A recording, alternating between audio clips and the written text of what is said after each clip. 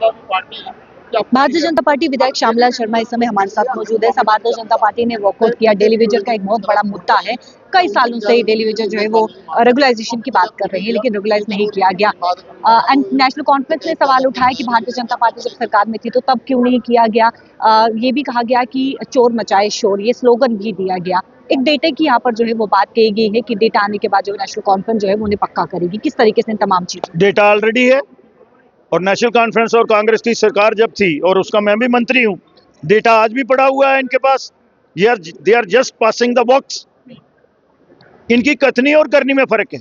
उस समय भी इन लोगों ने ही रेगुलाइज नहीं किया था और उस समय फाइनेंस मिनिस्टर भी जो थे वो उस कमेटी के चेयरमैन थे, जो कैबिनेट सब कमेटी बनी थी, जिसमें 61,000 लोग जो थे वो 47 डिपार्टमेंट के 47 डिपार्टमेंट के जो थे वो आइडेंटिफाई हुए थे।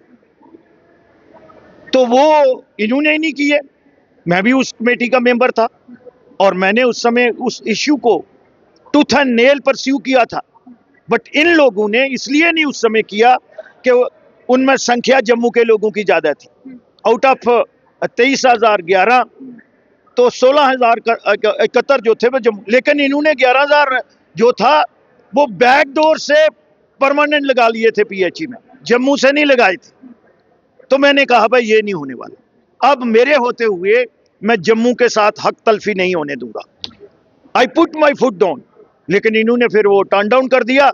58 वालों को 60 कर दिया, उनकी उम्र बढ़ा दी और बाद में उनमें से 3-4 ब्यूरोक्रेट और टेक्नोक्रेट और ट्रेड यूनियन लीडर जो थे उन्होंने नेशनल कॉन्फ्रेंस से इलेक्शन लड़ी।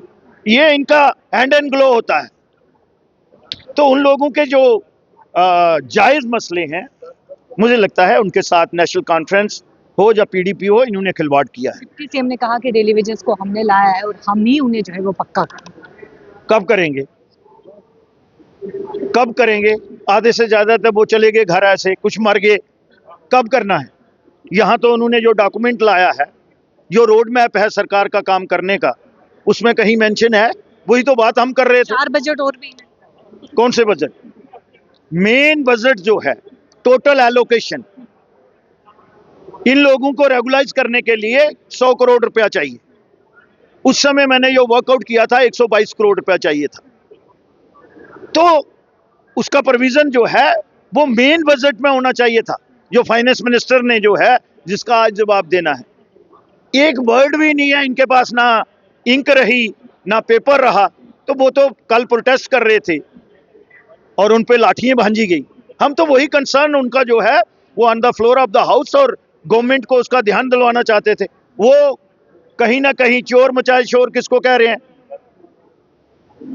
चोर मचाए शोर किसने कह रहे हैं? सबसे ज्यादा जहां पे हुकूमत किसने की है? बीजेपी ने तो 3-3.5 साल ही की है, वो भी पीडीपी के साथ। बाकी किसने की है? इन्हीं लोगों ने। और ये तो कश्मीर को ही देखते रहे। आज भी अगर आप वो रेशो देखोगे, एम्प्लॉयमेंट रेशो, उसमें देखना जम्मू का कितना हिस्सा है। मेरी लड़ाई इन लोगों के साथ कांग्रेस में भी यही रही है कि अब जम्मू के साथ हक तलफी नहीं होने दी। हम आंखों पे पट्टी नहीं बांध सकते हैं। बहुत बहुत शुक्रिया बातचीत करने के लिए। देखिए समय डेली वेजर का मुद्दा जो है वो गरमाया हुआ है और भारतीय जनता पार्टी के द्वारा एमएलए के द्वारा जो है असेंबली से वॉकआउट भी किया गया। कैमरा पर्सन अश्विनी के साथ शिल्पा शर्मा।